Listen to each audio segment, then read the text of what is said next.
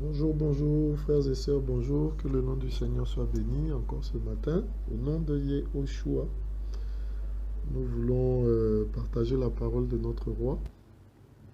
Et nous sommes très heureux d'être d'être avec vous encore ce jour.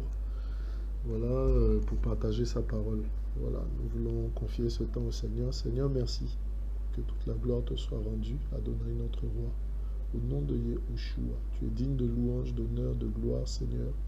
Tu es digne d'être célébré, d'être adoré, d'être élevé, Seigneur. Au nom de Yahushua, Père, conduis ce temps-là dans toute ta gloire, dans toute ta sagesse, dans toute ta science, Père. Fais-nous du bien encore, Papa. Au nom de Yahushua, Adonai, Père, nous avons prié. Amen. Alors, voilà, nous sommes avec vous encore ce matin pour partager sur voilà un passage que le Seigneur nous met à cœur. Voilà, il s'agit du livre de... Nous allons partager aujourd'hui dans le livre de Daniel, au chapitre 3. Voilà. Et le passage de ce jour, enfin l'exhortation de ce jour, s'intitule Les trompettes dans les nations. Voilà, les trompettes dans les nations. Merci Seigneur. Alors, les trompettes dans les nations. Voilà. Nous savons que voilà, les trompettes, c'est des instruments soit de musique, on les a dans les orchestres, on les avait aussi dans les cavaleries, dans les cavaleries, dans les armées. Voilà, pour pouvoir sonner la charge, pour pouvoir sonner le rassemblement, pour pouvoir sonner certaines choses. Voilà. Nous avons aussi les trompettes donc dans les nations. Et c'est quoi les trompettes dans les nations? Voilà. Tout comme nous avons également des trompettes aussi dans le Seigneur. Voilà. Nous avons des trompettes dans le Seigneur. De même, nous avons des trompettes dans les nations. Alors, qu'est-ce que c'est les trompettes? Qu'est-ce que c'est les trompettes dans les nations? Voilà, que le Seigneur nous fasse du bien ce matin, au nom de Yahushua. Amen. Alors, Daniel 3, à partir du verset 1. Nous lisons, le roi Nebuchadnezzar fit une statue d'or dont la hauteur était de 60 coudées et la largeur de 6 coudées. Il la dressa dans la vallée de Doura, dans la province de Babel. Le roi Nebuchadnezzar envoya des messagers pour rassembler les satrapes, les préfets, les gouverneurs, les conseillers, les trésoriers, les jurisconsultes, les juges et tous les magistrats des provinces, afin qu'ils se rendent à la dédicace de la statue que le roi Nebuchadnezzar avait dressée. Alors se rassemblèrent les satrapes, les préfets, les gouverneurs, les conseillers, les trésoriers, les jurisconsultes, les juges et tous les magistrats des provinces pour la dédicace de la statue que le roi Nebuchadnezzar avait dressée. Ils se tenaient debout devant la statue que le roi Nebuchadnezzar avait dressée. Le héros proclama avec force, il vous est ordonné, peuple, nation et hommes de toute langue. Voilà, voici pourquoi on dit dans les nations, les trompettes dans les nations. Il vous est ordonné, peuple, nation et hommes de toute langue. Donc c'est un message qui s'adresse aux nations. Il vous est ordonné, peuple, nation et hommes de toute langue. Au moment où vous entendrez le son de la corne, de la flûte, de la cithare, de la lyre, de la harpe, de la cornemuse et de toutes sortes d'instruments de musique, vous vous jetterez à terre et vous adorerez la statue d'or que le roi Nebuchadnezzar a dressée. Voilà, donc les trompettes, c'est tous ces instruments-là. Quiconque ne se jettera pas à terre et n'adorera pas sera jeté à l'instant même au milieu de la fournaise de feu ardent. C'est pourquoi au moment même où tous les peuples entendirent le son de la corne, de la flûte, de la cithare, de la lyre, de la harpe et de toutes sortes d'instruments de musique, tous les peuples, les nations et les hommes de toutes les langues se jetèrent à terre et adorèrent la statue d'or que le roi avait dressée. Amen. Donc Daniel 3, du verset 1 au verset 7. Voilà. Donc que le nom du Seigneur soit béni. Alors, de quoi s'agit-il dans ce texte? Voilà. On nous parle du roi Nebuchadnezzar. Hein, et on nous parle de... Il y a vraiment plusieurs intervenants. Il y en a tellement qu'on ne pourrait pas les citer. Voilà. Puisqu'il s'agit, on parle aux nations. Donc voilà. Mais on veut citer les intervenants principaux. D'accord? Alors, il y a d'abord le roi Nebuchadnezzar. Voilà. roi Nebuchadnezzar. Voilà. Et quand on parle du roi Nebuchadnezzar, ben, on est dans ce très grand royaume-là. Voilà. C'est un empire même, le premier empire, selon les visions de Daniel. Hein, la tête des empires, selon la vision de Daniel. Voilà. C'est l'empire de Babylone, de Babel. Voilà. L'empire de Babylone. Voilà. Hein, dont Nebuchadnezzar est ce roi-là. Hein, on voit Nebuchadnezzar, ce roi-là, justement, qui est celui-là. Qui est Nebuchadnezzar? On peut voir, hein, on va prendre le livre de rois, hein, de Melachim, de rois, hein, rapidement. Voilà. Le livre de 2 rois, à partir du verset 2 rois chapitre 22, si mes souvenirs sont bons. Voilà. 2 rois, à partir du verset 24. Voilà. 2 rois à partir du verset 24. Hein, à partir du chapitre 24, pardon, 2 rois 24. 2 rois chapitre 24, verset 1. Alors, de son temps, Nebuchadnezzar, roi de Babel, voilà, hein, de son temps, Nebuchadnezzar, roi de Babel, monta. Jéhoïakim lui fut asservi pendant 3 ans, mais il se révolta de nouveau contre lui. Alors Yahweh envoya contre Jéhoïakim des troupes de Chaldéens, des Syriens, des troupes de Moabites et des troupes de fils d'Amon. Il les envoya contre Yehuda pour le détruire, selon la parole de Yahweh dont il avait parlé par la main de ses serviteurs, les prophètes. C'est seulement par l'ordre de Yahweh que cela arriva contre Yehuda, afin de l'ôter de devant sa face à cause de tous les péchés commis par Ménaché, et à cause aussi du sang innocent qu'il avait répandu, du sang innocent dont il avait rempli Yerushalayim, et Yahweh ne voulut pas lui pardonner. Amen. Donc, alors, on nous parle ici de Nebuchadnezzar. Donc, Nebuchadnezzar est roi de Babel, hein, selon 2 Melachim 24, 2 rois 24. Voilà. Donc, Nebuchadnezzar, roi de Babel, c'est de ce même Nebuchadnezzar dont il est question dans le livre de Daniel. Voilà, ce Nebuchadnezzar, la parole déclare qu'il a été suscité par Yahweh. D'accord, hein, voilà. Verset 3 de 2 rois 24, c'est seulement par l'ordre de Yahweh que cela arriva contre Yehuda. Et pour quelle raison il a été suscité contre Yahweh? Afin de l'ôter de devant sa face à cause de tous les péchés commis par Ménaché. Voilà. Donc, le roi de Babel, Nebuchadnezzar, a été suscité, a été envoyé. Le Seigneur a permis qu'il puisse entrer dans Yehuda, qu'il puisse asservir Yehuda. Hein. On dit que Jéhoïakim, le roi qui était là, lui fut asservi pendant 3 ans d'abord. Et suite à une révolte, voilà, Jéhoïakim fut envahi. Yehuda fut envahi par une armée de Chaldéens, de Syriens, de Moabites. Donc tout un ramassis de peuples, justement, qui ont été suscités justement contre Yehuda, afin de punir, afin de frapper Yehuda à cause du péché. Amen. Hein? Et donc Nebuchadnezzar est ce roi-là de Babel, donc un roi païen, voilà, à qui le Seigneur a permis de vaincre Yehuda, justement pour sanctionner Yehuda, pour frapper Yehuda. Voilà. Hein? Et donc, lors justement de cette invasion, de cette première invasion, si vous voulez, ben, ce roi-là, donc Nebuchadnezzar, on le voit, hein, on va prendre Daniel 1, voilà, hein, Daniel 1 nous dit donc, la 3e année du règne de Jéhoïakim, tout comme dans 2 Melachim 24, on nous dit de son temps, du temps de Jéhoïakim, justement, le roi de Babel monta contre Yehuda. Voilà. On dit donc la 3e année du règne de Jéhoïakim, roi de Yehuda, Nebuchadnezzar, roi de Babel, vient à Yerushalayim, l'assiégea. Et le verset 2 le dit clairement, Adonai livra entre ses mains Jéhoïakim. Voilà. Donc tout comme 2 Rois 24, de Mélachim 24 le dit, l'annonce, c'est par la main de Yahweh justement pour frapper Yehuda à cause du péché qu'il avait commis, le fait de s'être détourné du Seigneur, le fait d'avoir pratiqué des œuvres d'idolâtrie justement sur la terre d'Israël, maudissant Israël par des sacrifices, en adorant sous les arbres verts, en faisant toutes sortes d'œuvres impies, en bâtissant des idoles sur la terre de Yehuda, en pratiquant les choses des autres peuples, des nations païennes. Ben, le Seigneur a frappé Yehuda, justement. Là où il y avait son temple, là où il y avait sa demeure, là où il y avait le temple bâti par Salomon, là où le Seigneur avait descendu sa présence dans le temple. D'accord? Voilà.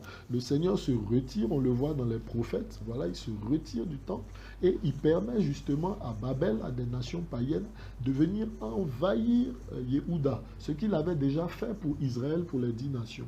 D'accord? Qui avait été envahi par la Syrie. Voilà. Et ensuite, Yehuda, voilà, a été envahi donc par Babylone. Hein, par ce roi-là, Nebuchadnezzar. Voilà. Hein. Et ce roi-là, qu'est-ce qu'il fait? Ben, il prend des enfants de lignée, de grande lignée, voilà.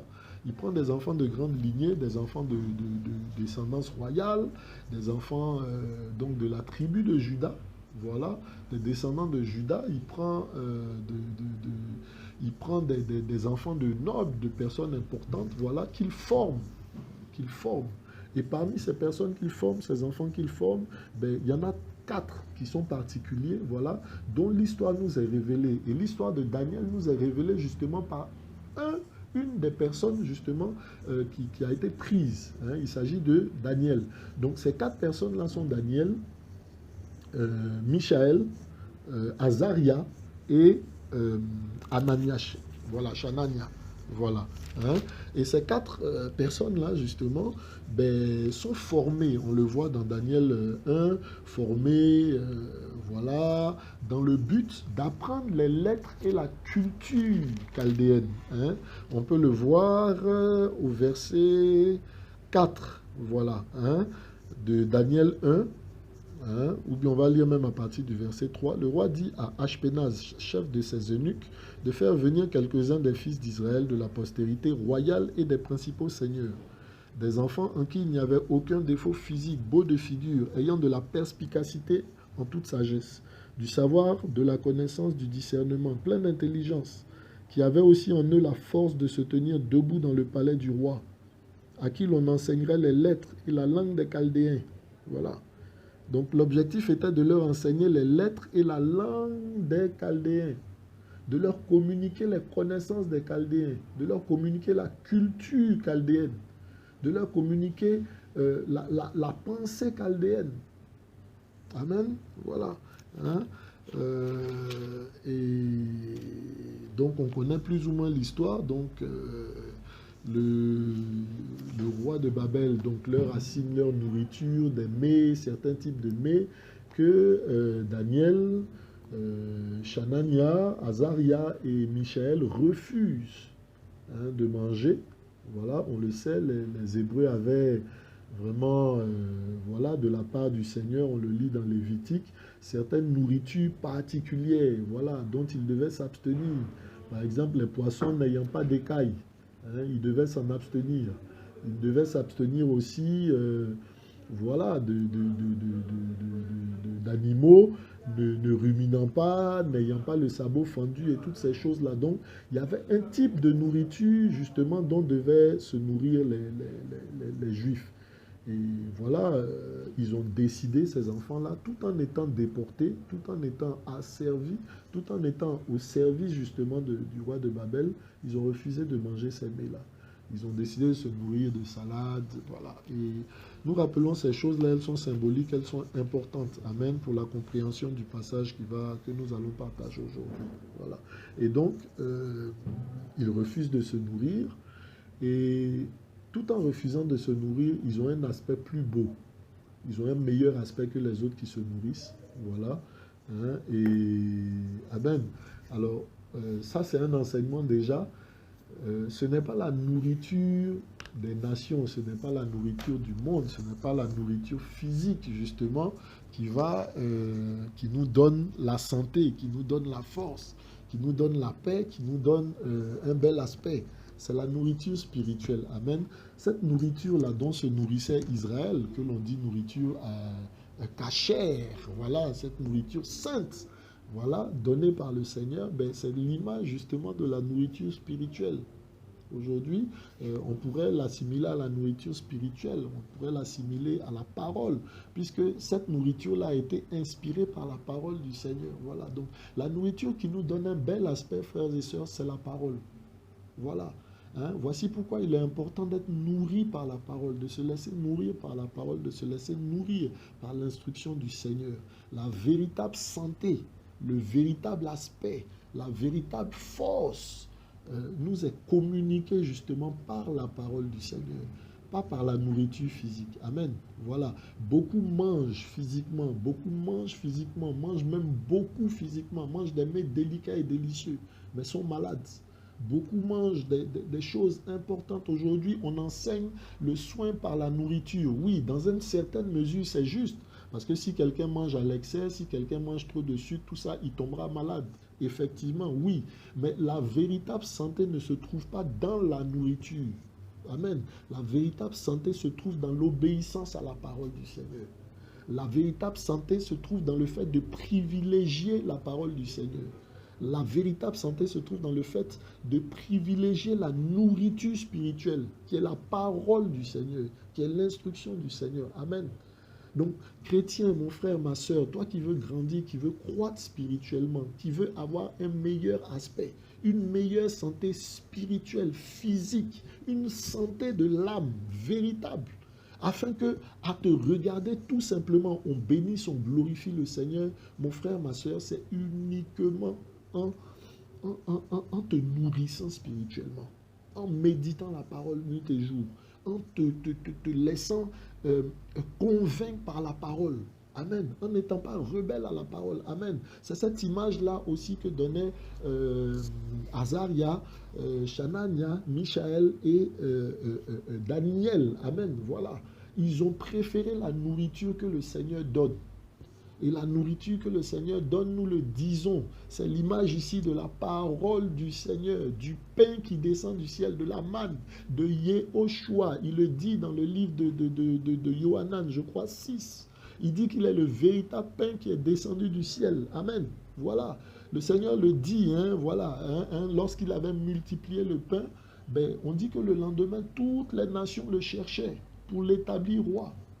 Ben, il a dit, vous me cherchez parce que vous avez mangé la veille. Mais voilà, la nourriture que vous avez à manger n'est pas cette nourriture physique là. La véritable nourriture, elle vient du ciel. Le Seigneur vous a donné la manne, mais moi je vous donne mieux que la manne. Je suis le pain véritable.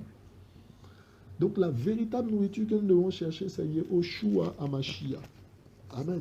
Yehoshua Hamashiach, notre roi, notre Seigneur. Voilà. Hein? Et cette parole-là, voilà, et il le poursuivait en disant, ben, celui qui mange de ma chair et qui boit mon sang, voilà, mon sang est le véritable sang, hein? Ma chair est la véritable chair que vous devez manger, voilà. Hein? Et lorsque, voilà, il finit de dire ça, on dit que nombreux des disciples se sont retirés de lui, ils sont partis de lui.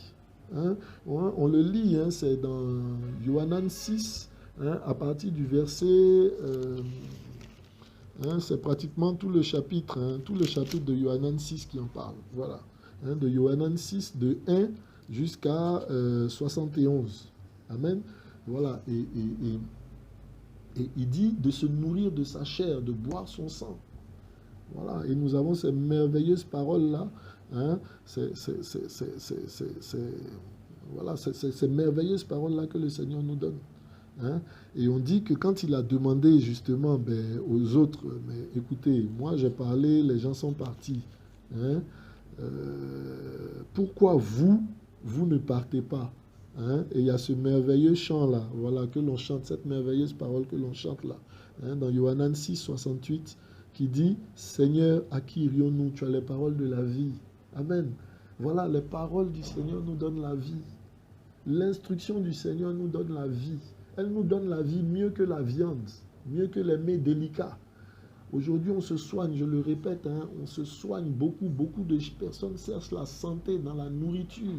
Voilà, ben, il faut manger ci, il faut boire ci, il faut faire comme ci, il faut faire comme ça. Il faut boire de l'eau à 6 heures du matin. Il faut t'empêcher de manger ci, de manger ça. Voilà. Tous ces mets délicats, toutes ces façons de manger, de se nourrir. Je ne dis pas qu'elles sont mauvaises en soi. Non, ce n'est pas de ça qu'il s'agit. Je dis que la meilleure nourriture pour l'âme, pour le corps, pour l'esprit, c'est la parole de Yehoshua Hamashiach. Amen. Voilà. Donc, fin de cette parenthèse-là. Voilà. Donc, on a ces frères-là, hein, ces anciens, nos devanciers, hein, donc, qui sont dans le royaume de Nebuchadnezzar. On voit aussi que, suite à cela, Nebuchadnezzar a un songe. Voilà. Un songe qui fait la nuit, hein, que le Seigneur lui révèle. Et suite à ce songe-là, ben, il demande la révélation du songe. Il demande la révélation du songe à tous ces sorciers, à tous ceux qui travaillaient avec lui, qui étaient autour de lui, qui le conseillaient spirituellement. Il leur demande la révélation du songe. Il leur demande non seulement le songe qu'il a fait, mais la révélation du songe. Aucun d'eux n'en étant capable, ben, Daniel se met avec ses frères. Voilà, Daniel, il se retrouve à 4 pour prier, pour crier au Seigneur. Et le Seigneur leur donne non seulement le songe, mais la révélation du songe. Alors Daniel se présente devant le roi pour lui donner le songe, pour lui donner l'interprétation. Et cette interprétation-là est importante aussi pour nous. Voilà, cette interprétation-là, ce songe, voilà, ben, c'est que Daniel, le roi a vu justement une énorme statue avec différents aspects. Il a vu une statue avec une tête d'or, avec les bras et la poitrine en argent, hein, avec le ventre, voilà, en cuivre, hein, et les pieds en argile et en fer. Voilà. Et il a vu par la suite, ben, justement, une grande pierre qui est venue sans l'aide de personne, qui a brisé justement cette statue-là.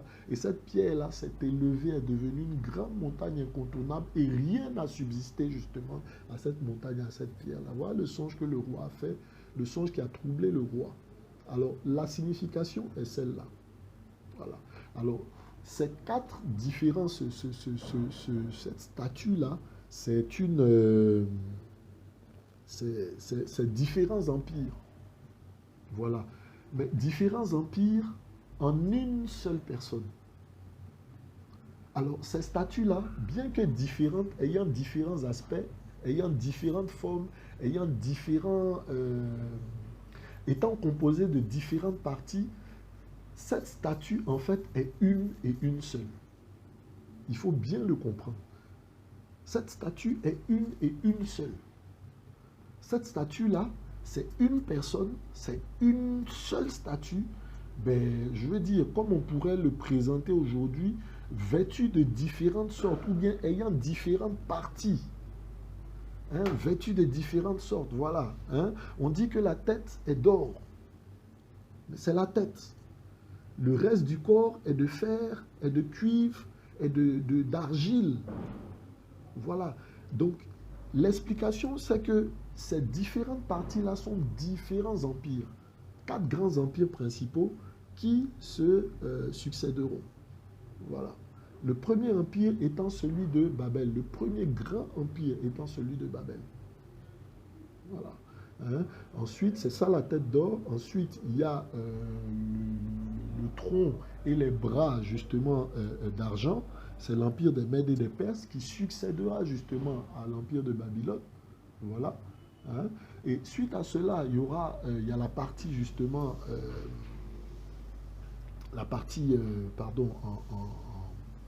en cuivre, voilà, qui est le 3e empire, voilà, qui est celui de la Grèce. Hein? Et suite à ce 3e empire, il y aura un 4e empire qui est, voilà, les 2 jambes, hein, qui sera de fer et d'argile mêlée, hein, qui est l'empire romain. Voilà. Et l'histoire nous enseigne effectivement que dans les temps qui nous ont précédés, ces 4 grands empires-là ont eu leur hégémonie sur les nations, ont eu leur hégémonie sur la terre. Donc le royaume de Babel, de Babylone, voilà, hein, qui se trouve, voilà, à Babel avec, voilà, l'Irak et tout, qui s'étendait vraiment jusque très loin, jusque pratiquement en Afrique et tout. Hein, voilà, on voit même, voilà, on le voit hein, avec ce très grand roi-là. Ensuite, il y a eu justement les Mèdes et les Perses avec Darius, justement, qui a succédé à cet empire-là. Ensuite, à Alexandre le Grand, qui a réussi à conquérir depuis justement la Grèce tout ce grand empire-là jusqu'en Inde, pratiquement. Voilà, depuis la Grèce jusqu'en Inde, jusqu'en Afrique, hein, jusqu'en Égypte et tout ça. D'ailleurs, il y a une ville qui porte son nom, Alexandrie. Voilà, en Égypte, il y a le port d'Alexandrie, il y a la grande bibliothèque d'Alexandrie, tout ça. Voilà. Donc, c'était de très grands empires qui couvraient toutes les nations. C'était de très grands empires qui couvraient toutes les nations. Voilà. Et donc, Babel étant le premier, le second, les Mèdes et les Perses, le troisième, la Grèce, le quatrième, Rome. Amen. Et le quatrième Rome, c'est celui dans lequel nous sommes actuellement. Amen. C'est celui dans lequel nous sommes actuellement. Voilà. Pour notre gouverne, il y a eu d'autres empires avant, d'autres empires tout aussi grands. Mais voilà, la parole du Seigneur, voilà, nous parle de Babel, des Mèdes et des Perses, de la Grèce, voilà, et de Rome. Mais avant, on sait qu'il y avait l'Égypte. On voit dans Béréchit, dans Genèse, qu'il y a eu la faim dans toutes les nations et Abraham est allé chercher de la nourriture en Égypte. On le voit avec Jacob qui a envoyé ses enfants chercher également de la nourriture en Égypte, là où justement le Seigneur avait établi Joseph. Voilà, pour pouvoir héberger son peuple par la suite dans ces temps de faim-là. Donc, il y a eu ces grandes nations-là. Il y a eu également, on le voit, hein, avec Jonas, voilà, la Syrie. Voilà, avec comme capitale Ninive. Et on nous dit que la Syrie était la grande, historiquement, la Syrie était le grand empire, justement, qui s'étendait jusqu'à Babylone, avant que Babylone, justement, ne phagocyte la Syrie et s'étende, justement, beaucoup plus loin sur toutes les terres que la Syrie avait vaincues, parmi lesquelles, justement, les 10 tribus d'Israël et ensuite Yehuda. Voilà, donc il y a eu également, avant de grands empires, la Béréchit nous parle également de Nimrod. Amen, on dit que ce fut le premier qui fut célèbre, qui fut grand dans les nations. Et on voit l'œuvre gigantesque que Nimrod voulait manifester dans les nations. Celle-là de faire une tour qui puisse toucher au ciel. Voilà. Donc, nous avons eu différentes grandes nations. Voilà. Et la vision, justement, de Nebuchadnezzar, le concernant, le Seigneur lui révélant à lui, voilà, n'a pas commencé par l'Égypte ou bien par Ninive ou toutes ces choses-là. Il a commencé par Babel. Donc voilà, la vision, c'est Babel, donc Babylone, la tête d'or. Ensuite, le tronc et les bras en argent, je répète. Voilà, donc les Mèdes et les Perses qui ont succédé. Voilà, l'empereur qui a vaincu Babylone, c'est Darius. Hein? Et on voit justement Darius dans le livre d'Esther, qui précède juste le livre de Daniel. Voilà. Hein? Selon la Bible. Hein? Amen. Voilà. Voilà. Hein? On peut prendre Esther 1, Megillah Esther 1, verset 1. Il arriva au temps d'Assuérus, de cet Assuérus qui régnait depuis l'Inde jusqu'en Éthiopie sur 127 provinces. Il arriva en ce temps-là que le roi Assuérus était assis sur le trône royal à Suse dans la capitale. Voilà. Hein? La 3e année de son règne, il fit un festin à tous les principaux princes, à ses serviteurs, à l'armée des Perses et des Mèdes, aux nobles et aux chefs des provinces qui furent réunis en face de lui. Voilà. Donc on parle ici dans Esther du grand royaume des Mèdes et des Perses qui a succédé justement au royaume de Nebuchadnezzar. Voilà. Hein? Mais ce n'est pas ce passage-là que je voulais lire, c'est plutôt le passage qui parle de Darius. Voilà. Hein? On peut prendre Daniel 9 à partir du verset 1. Hein? Voilà. En l'an de Darius, en l'an 1 de Darius, fils d'Assuérus, de la postérité des Mèdes, lequel était devenu roi du royaume des Chaldéens. En l'an 1 de son royaume, moi, Daniel, je discernais par les livres. Donc, vous voyez, hein, Daniel a vécu justement le temps de ces rois-là. Donc, le temps du roi de Babel et ensuite le temps du roi justement qui lui a succédé, hein, Assuérus, hein, qui a donné aussi son règne à Darius. Darius, des Mèdes et des Perses, qui était un très très grand roi, qui a été finalement vaincu par le troisième grand empereur qui est Alexandre le Grand, voilà, qui a été vaincu. Hein, et c'est suite à cela donc que Alexandre le Grand a étendu son royaume depuis la Grèce justement jusqu'en Inde. C'est historique, on peut le vérifier historiquement. Donc la Bible se vérifie aussi historiquement. Amen. Voilà, pour certains aspects. Voilà, mais la Bible se vérifie vraiment historiquement. Hein. L'histoire nous enseigne Nabucodonosor, Nebuchadnezzar, nous enseigne justement Darius, Assuérus. Hein, pour les Mèdes et les Perses, nous enseigne également Alexandre le Grand. Voilà, hein, à qui on succédait, bon, déjà après Darius, après Alexandre le Grand, il y a eu justement les grands rois, les Césars, voilà, voilà, et ses enfants, Auguste, voilà, l'Empire romain, sous lequel nous sommes, je le dis, je le répète. Alors, sous lequel nous sommes, voilà, beaucoup de mots en français que nous avons hérités. Nous les avons hérités justement de la Grèce, du latin, de Rome, la culture et toutes ces choses-là. Mais nous le verrons dans la suite. Alors, c'était vraiment la situation de ce passage-là pour que nous comprenions bien. Voilà. Et je veux maintenant, on veut pouvoir revenir maintenant au texte. Amen. Voilà. Alors, on nous dit que le roi du premier grand empire, de ce grand empire-là, Nebuchadnezzar, a fait une statue. Et il a fait cette statue-là, justement, après avoir eu ce songe-là. Alors, qu'est-ce qu'il fait? Il fait une immense statue de 60 coudées de hauteur et de 6 coudées de large, hein, selon le verset 1. Alors, 60 coudées de hauteur, c'est 30 mètres. Une coudée, c'est 50 cm environ. Donc, la statue a une hauteur de 30 mètres et elle a une largeur de 6 mètres. Imaginez un peu les proportions. Et elle est faite toute en or. Toute en or. Alors, contrairement justement à ce que le roi a vu, où juste la tête était en or et que cette tête-là représentait son empire, voilà, il n'a pas voulu faire les choses selon la vision, voilà, qu'il a reçue, selon ce qu'il a pu voir. Il a fait toute la statue en or. Voilà, hein, s'appuyant sur son invincibilité, sur voilà, sa royauté, et toutes ces choses-là. Il a fait toute la statue en or.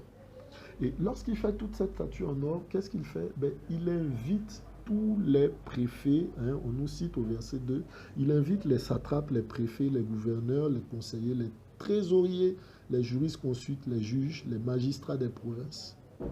Voilà. Afin qu'ils se rendent à la dédicace de la statue. Alors la dédicace de la statue, bon, on sait ce que c'est une dédicace. Voilà, c'est voilà, le premier jour, c'est voilà quand on présente la chose et tout. Et donc, alors qu'est-ce qu'il fait, le roi Nebuchadnezzar? Il invite tous ses conseillers. Il invite les juristes, il invite les magistrats, les préfets. Vous voyez, ces royaumes-là, ces empires-là étaient tellement grands qu'une seule personne ne pouvait pas les gérer.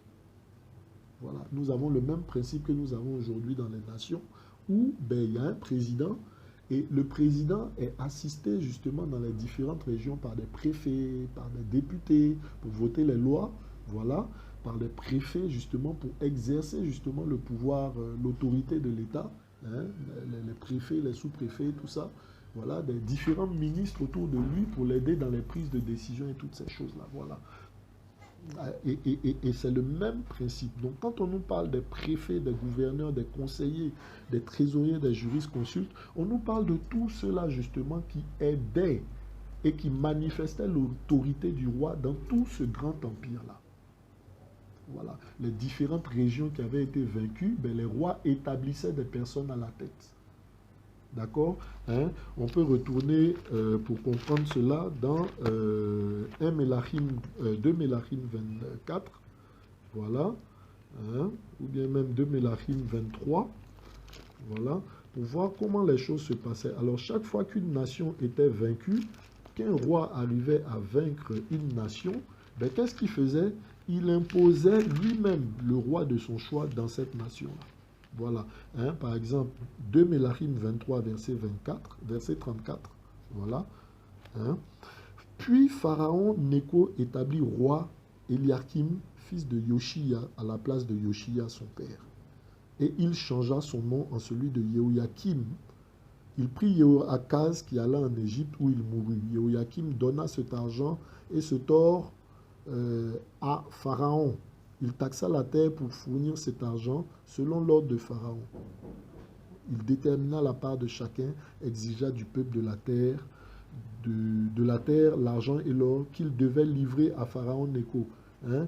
Alors, on peut lire le verset 33 pour comprendre quand on parle d'or et d'argent que ce roi établi par Pharaon devait amener. Hein? On peut lire plus haut pour comprendre. Voilà, verset 33. Et Pharaon Néco l'emprisonna à Ribla, il s'agit de Yehoakaz, en terre de Hamath, afin qu'il ne règne plus à Yerushalayim. Et il imposa sur la terre un tribut de 100 talents d'argent et d'1 talent d'or. Amen. 100 talents d'argent et 1 talent d'or. Alors, l'équivalent d'1 talent, c'est environ 27 kg. Hein, selon les mesures, voilà, selon les historiens. Alors, chaque année, en fait, Yerushalayim, le roi de Yehuda, le nouveau roi établi par Pharaon, voilà, donc le nouveau roi établi, Eliakim, devait verser 2700 kilos d'argent et 27 kilos d'or chaque année à Pharaon, puisque Pharaon venait d'asservir cette zone-là. Voilà. Il se trouve donc par la suite que Nebuchadnezzar lui-même envahit Yerushalayim, hein, voilà, et ben, c'est lui qui récupère l'argent, qui récupère les hommes et toutes ces choses-là. Autre exemple justement d'asservissement d'une nation, hein, on peut le voir, 2 Mélachim 24 à partir du verset 17. Hein, voilà. Et le roi de Babel, donc Nebuchadnezzar, établit roi à la place de Yehoyakin, Matania, son oncle. Et il changea son nom en celui de Sidikia. Sidikia était fils de 21 ans quand il devint roi. Il régna 11 ans à Yerushalayim. Voilà. Donc, vous voyez, chaque fois qu'un roi asservissait une nation, il établissait le roi de son choix. Et ce roi-là, à ce roi-là, il imposait de reverser de l'argent, de reverser des hommes, de reverser de la nourriture quelquefois, voilà, de reverser une partie des récoltes chaque année. Voilà, on le voit, Pharaon établit Yehoyakim, voilà, et établit, pardon, Eliakim, voilà, il changea son nom. Hein, on l'a vu, l'aspect où on enseigne sa culture et ses lettres. Voilà, on l'a vu dans Daniel 1, à partir du verset 3 et 4. Voilà. Hein? Il enseigne sa culture et sa lettre. Voilà. Alors, on le voit ici, Pharaon Néco établit un nouveau roi à qui il impose de payer de l'argent. On l'a vu, 100 talents d'argent, c'est-à-dire 2700 kilos d'or, puisque un talent équivaut à peu près à 27 kilos, et un talent d'or chaque année, voilà, c'est-à-dire 27 kilos d'or chaque année, à verser à la métropole. C'est comme ça qu'on pourrait dire aujourd'hui. Voilà. Verser à la métropole, à la capitale suzeraine, justement sur toutes les autres nations. Voilà. Hein? Et il change le nom. Voilà, donc on voit, il récupère de l'argent, il impose sa culture. Hein? Et quand Nebuchadnezzar lui-même vient le faire, il change le nom, il fait des impositions. Et quand on lit même à partir du verset 15, on voit qu'il emmène des captifs, des hommes, tout ça pour travailler justement pour lui. Voilà. Hein? Et donc, ces éléments-là sont importants, hein. Amen. Peut-être vous ne comprendrez pas forcément, mais où est-ce qu'on va, tout ça. Voilà, mais je prie de suivre. Ces éléments-là sont importants pour comprendre véritablement ce qui se passe. Nous parlons toujours des trompettes dans les nations. Alors, Nebuchadnezzar fait convier tous justement les gouverneurs, tous les préfets. Hein, on dit un préfet, c'est pour maintenir l'autorité de l'État. D'accord? Voilà. Le gouverneur, ben, il gouverne, il gère la région qui lui a été donnée, qui lui a été confiée par le roi, selon les instructions du roi. Les jurisconsultes, bon, ben, sont aux côtés du roi pour conseiller juridiquement, pour conseiller, pour donner des conseils sages et avisés, légalement. Voilà, on a également, ben, verset 2 hein, de Daniel 3, on a également des trésoriers, c'est-à-dire des personnes qui gèrent l'argent, qui pourvoient à l'argent, qui s'occupent justement des finances de l'Empire. Hein, chargé de récupérer l'argent là où il doit être récupéré, chargé d'envoyer aussi l'argent là où il doit être envoyé pour opérer certaines choses. Voilà, toutes ces personnes-là sont conviées à la dédicace de la statue. Ces personnes conviées à la dédicace de la statue, une fois arrivées, ben, le héros, c'est-à-dire celui qui parle, le porte-voix du roi, leur donne une instruction. D'accord? Verset 4. Il vous est ordonné. Il vous est ordonné. Alors, il ne s'agit pas d'une négociation. Le terme est clair. Il vous est ordonné.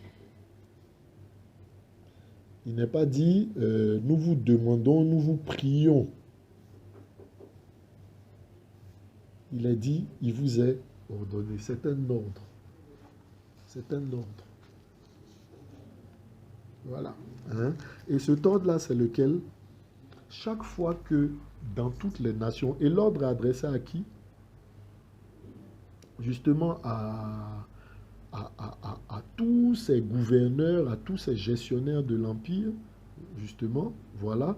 Et au travers d'eux, hein, on prend les têtes pour répercuter l'information sur les nations.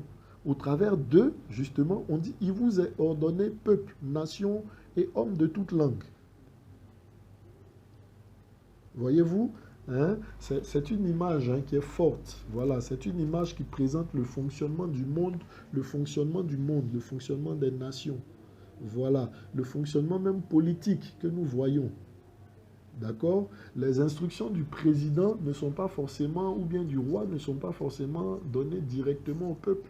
Elles sont données à ceux qui travaillent pour lui, qui gouvernent en son nom. Leur responsabilité, cela étant de la répercuter justement vers les peuples.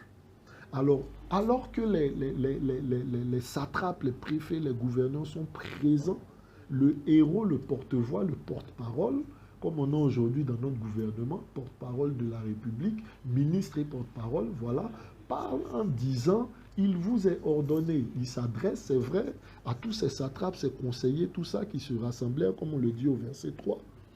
Mais il leur parle à eux et il dit, il vous est ordonné, peuple, nation et hommes de toute langue. On le comprend donc certainement, lorsque Nebuchadnezzar était là à parler, à convoquer tout le monde, ben, celui qui était établi comme voilà, roi ou gouverneur à Yerushalayim s'est déplacé puisqu'il a été convoqué. Celui qui était roi ou gouverneur peut-être en Égypte, je dis comme ça, s'est déplacé. Celui qui était roi ou gouverneur, voilà, peut-être dans toutes les provinces en fait de son royaume, les gouverneurs, les rois, les satrapes, tous se sont déplacés pour venir devant le roi à la dédicace. Alors donc ça se faisait peut-être par la course ou bien par des personnes qui allaient avec des chevaux, des gens très rapides. Il n'y avait pas SMS, il n'y avait pas le courrier express. Donc on envoyait des messagers qui allaient donner l'information. Tous ces rois-là se déplaçaient, venaient devant le roi et le porte-parole parlait. Il disait, il vous est ordonné. Donc l'instruction de Nebuchadnezzar s'adressait en fait à tout son royaume. Elle s'adressait à tout le royaume, aussi étendu qu'il soit. Elle s'adressait à tout le royaume sur lequel il était maître. Voilà. Si son royaume s'étendait jusqu'en Afrique, ben cette instruction était pour les Africains.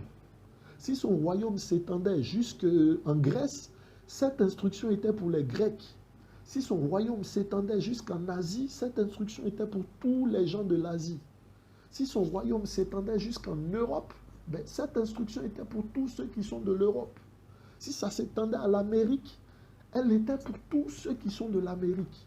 Voici pourquoi on dit, il vous est ordonné, peuple, nation et hommes de toute langue. Donc l'Empire couvrait plusieurs régions où il y avait plusieurs langues qui étaient parlées. Différentes langues.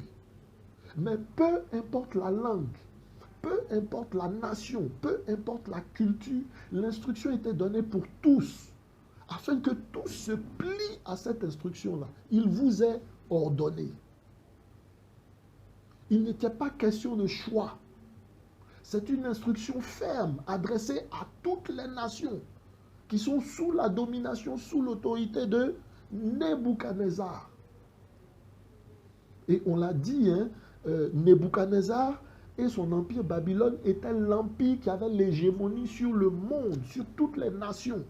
Ensuite, lui a succédé le royaume, l'empire de Mède et de Perse. On le voit, on dit 127 provinces. Entendez par province, ce n'est pas des petits quartiers, ce n'est pas des petites villes, non. C'est des États. Donc plusieurs États, jusqu'à 127, imaginez la grandeur. Jusqu'à 127 qui étaient au service, qui étaient sous l'autorité justement des Mèdes et des Perses. Ensuite, Alexandre le Grand a eu à conquérir tout l'empire des Mèdes et des Perses. Donc 127 plus ses empires à lui-même. Ensuite, la Rome. Voyez-vous, et l'Afrique n'était pas en reste. Donc quand on voit ces différents rois, c'est des chefs du monde en fait. Voilà. C'est des chefs du monde. Nebuchadnezzar est l'image du chef du monde, de celui qui règne sur le monde. Voilà. Tout comme après lui, il y a eu Darius ou Assyrus, le père de Darius. Tout comme après Darius et Assyrus des Mèdes et des Perses, il y a eu ensuite Alexandre le Grand, qui a conquis toutes les nations également. Donc dans toutes les nations du monde, du temps d'Alexandre, c'est Alexandre qui décidait, qui faisait la pluie et le beau temps. Dans toutes les nations du monde, du temps de Nebuchadnezzar, c'est Babel, du temps de Babel, c'est Nebuchadnezzar qui décidait. Et les décisions qu'il prenait s'appliquaient à toutes les nations. Oui, c'est vrai, il y avait peut-être des cités à cause de leur éloignement qui étaient encore libres, qui n'étaient pas dans cette enclave-là, d'accord? Mais l'image justement de ces choses-là, c'est que ces différents rois-là ont régné sur toutes les nations. Donc quand on parle du roi Nebuchadnezzar qui parle en disant « Il vous est ordonné, roi, il vous est ordonné peuple, nation et homme de toute langue », c'est un message en fait qui est adressé à toutes les nations. Nebuchadnezzar ici, par la voix de son porte-parole, de son porte-voix, son héros, est en train de s'adresser à toutes les nations. Leur disant, j'ai établi ma statue de 30 mètres de haut, de 3 mètres de large. Elle est toute en or. Et cette statue-là, chaque fois que vous entendrez sonner, hein, on le voit hein, sonner au verset 5, au moment où vous entendrez le son de la corne, de la flûte, de la cithare, de la lyre, de la harpe, de la cornemuse, de toutes sortes d'instruments de musique, vous vous jetterez à terre et vous adorerez la statue d'or. Alors, au moment où vous entendrez verset 5, le son de la corne, la corne, dans certaines versions, c'est la trompette, d'accord? On a donné à ce titre-là la trompette, voilà, parce que la corne sonne comme une trompette, voilà. Mais on aurait pu dire les cornes dans les nations, voilà. Hein? Mais les cornes, on dit donc que Nebuchadnezzar instruit que chaque fois que ces instruments différents, de cornes, de flûtes, différents instruments, ces différents instruments-là, chaque fois qu'ils sonneraient, le peuple avait une obligation. Le peuple avait une obligation. Chaque fois que sonnaient ces choses-là, hein, c'était comme un ordre qui était lancé. Et ce ordre-là impliquait quoi? Automatiquement une réaction de toutes les nations, de tous les peuples, de toutes les langues. Automatiquement. Dès que le son sonnait, automatiquement toutes les nations devaient se conformer à l'ordre qui était donné justement par les trompettes. Donc on voit que les trompettes sont des donneuses d'ordre. Des donneuses d'ordre, des donneuses d'instructions. Les trompettes, en fait, influencent ces instruments-là. Elles influencent, elles régulent, elles régissent le comportement dans les nations. Ces instruments-là régissent le comportement dans les nations. C'est-à-dire, dès qu'elles sonnent, toutes les nations ont un comportement unanime. Comme dans une armée. Lorsque l'on sonne de la trompette, l'armée sait, ou bien le régiment sait que c'est juste pour rassembler les troupes. Lorsqu'on sonne de la trompette d'une autre façon, l'armée sait par exemple que c'est l'enterrement de quelqu'un. Hein, on le voit, hein, on l'a vu dans certains films à l'époque avec les westerns et tout ça. Je crois que c'est une oraison funèbre. Hein, ou ben, tous les gens s'habillent rapidement, ils se mettent au lieu de rassemblement. Voilà. Chaque son de trompette particulier sonnait ou implique une réponse, un comportement particulier. Frères et sœurs, je prie qu'on se comprenne. Voilà. Voici ce que c'est que les trompettes. Et c'est un ordre. Et on voit que cette trompette-là sonnait quoi? Sonnait l'ordre de se prosterner, de se jeter à terre devant la statue. Donc, cette trompette-là sonnait un ordre d'adoration. D'accord? Adoration, hein? Proskuneo, en grec, proskuneo, voilà, qui signifie se prosterner. Voilà, se prosterner. Adorer, ce n'est pas chanter, hein? Je le dis, je le répète chaque fois que l'occasion nous est donnée de la part du Seigneur. On le voit dans Béréchit, hein? Lorsque Abraham s'en va donner son fils en sacrifice, il dit à ses serviteurs, restez là, moi et l'enfant, nous irons adorer sur cette montagne et nous reviendrons. Amen. Hein? Dans Béréchit, je crois, 19. Amen. Hein? Béréchit 22 plutôt. Amen. À partir du verset 1. Exactement. Béréchit, on va le lire rapidement. Hein? Béréchit 22, verset 4. Le troisième jour, Abraham, levant ses yeux, vit le lieu de loin. Abraham dit à ses serviteurs, restez ici avec l'âne, le garçon et moi, nous irons jusque-là pour adorer. Puis nous reviendrons auprès de vous. Adorer, voilà. Alors, c'est la première fois que ce terme-là est utilisé dans la Bible, dans la Torah, adorer.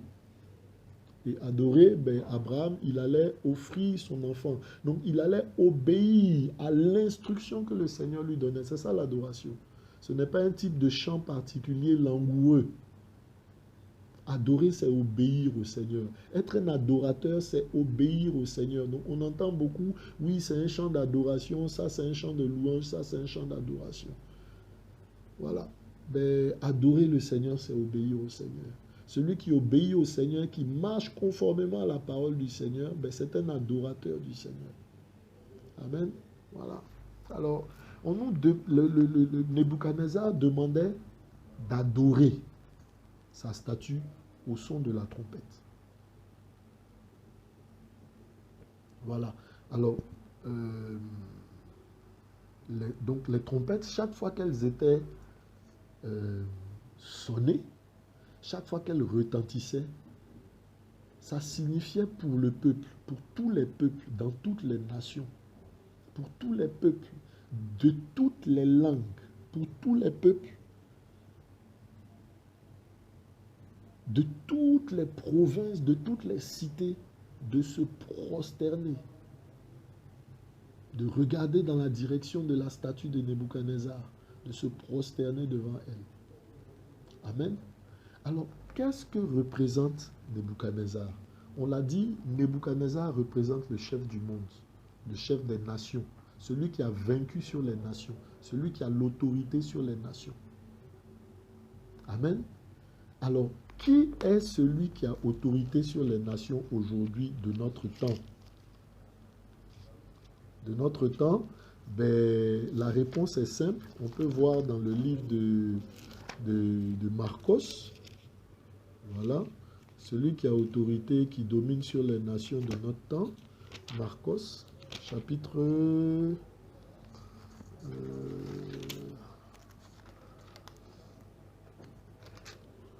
Amen. On va prendre dans le livre de Marcos. Hein? Ou bien plutôt Lucas, pardon, Lucas 4, excusez-moi. Voilà. On va prendre le livre de Lucas 4. Voilà. Alors, Lucas 4 à partir du verset 5. Voilà, pour faire rapidement. Hein? Et le diable l'ayant emmené sur une haute montagne, lui montrant en un instant tous les royaumes de la terre habités. Et le diable lui dit, je te donnerai toute cette autorité et leur gloire, car elle m'est livrée.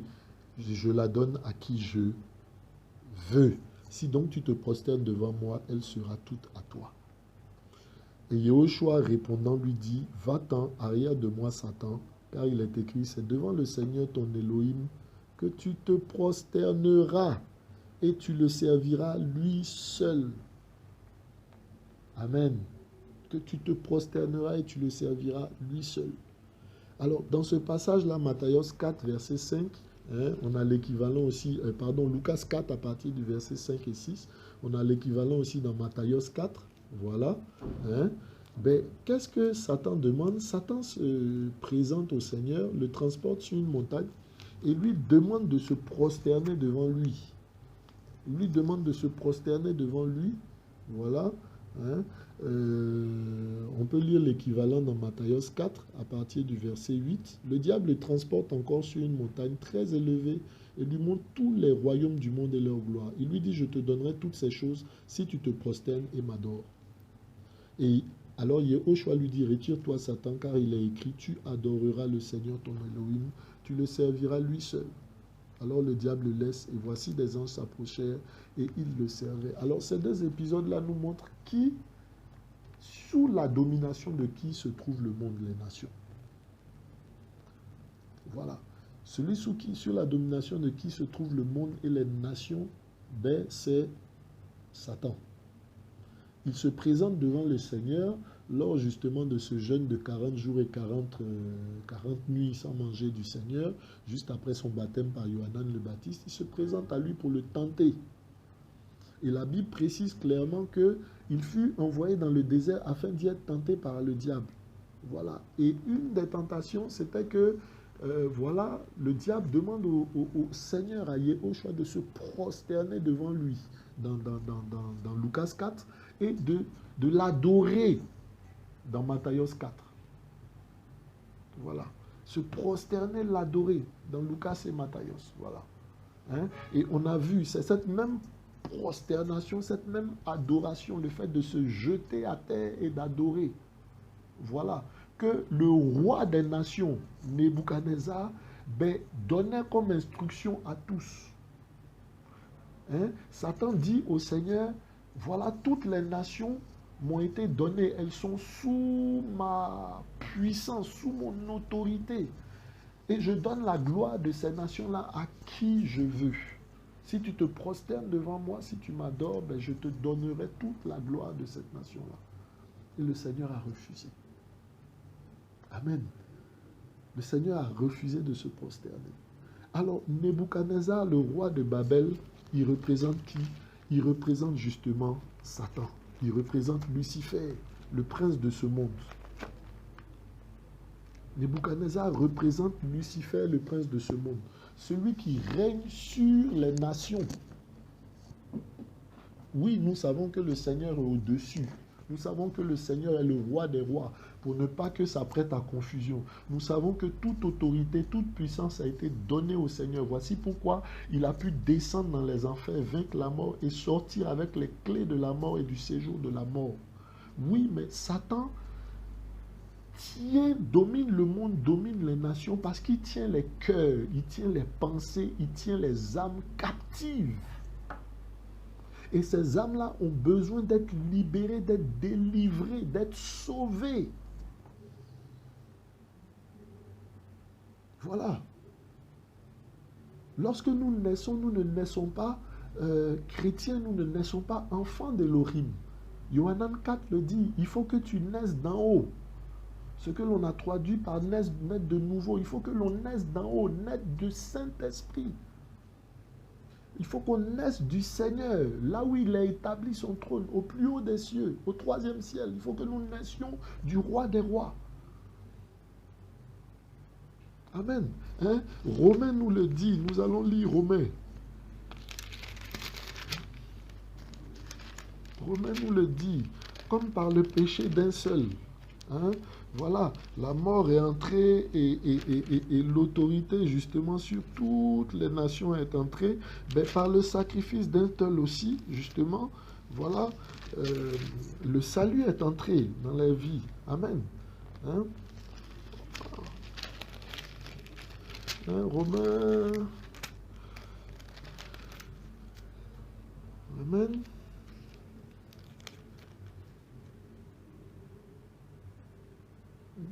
On peut lire Romains 3 à partir du verset 21. Hein? Mais maintenant, sans la Torah est manifestée la justice d'Élohim, la Torah et les prophètes lui rendant témoignage. Mais la justice d'Élohim par le moyen de la foi en Yahushua pour tous et surtout ceux qui croient, car il n'y a pas de différence, car tous ont péché. Romains 3, 23, car tous ont péché et n'atteignent pas la gloire d'Élohim, étant justifiés gratuitement par sa grâce par le moyen de la rédemption qui est en Yahushua. Car tous ont péché et n'atteignent pas la gloire d'Élohim.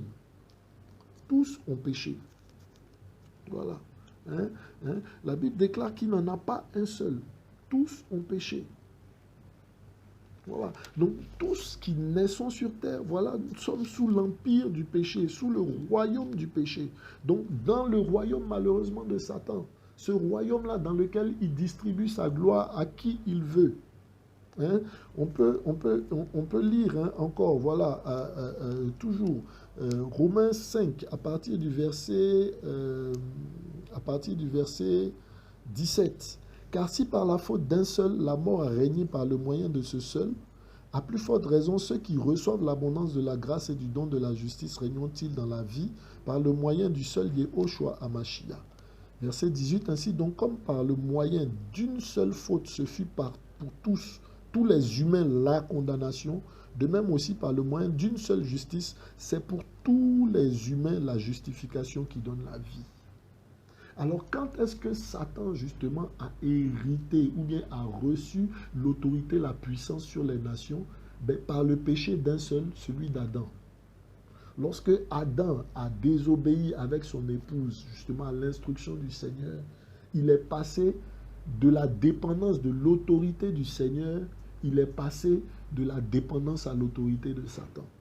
Confiant par là même tout ce que le Seigneur lui avait confié, toute l'autorité que le Seigneur lui avait confiée est passée de ses mains justement à la main de Satan. Voilà. Le terme justement qui est utilisé dans Matthieu 4, dans Lucas 4, c'est le terme paradidomie. Didomie pour donner et puis para pour opposition.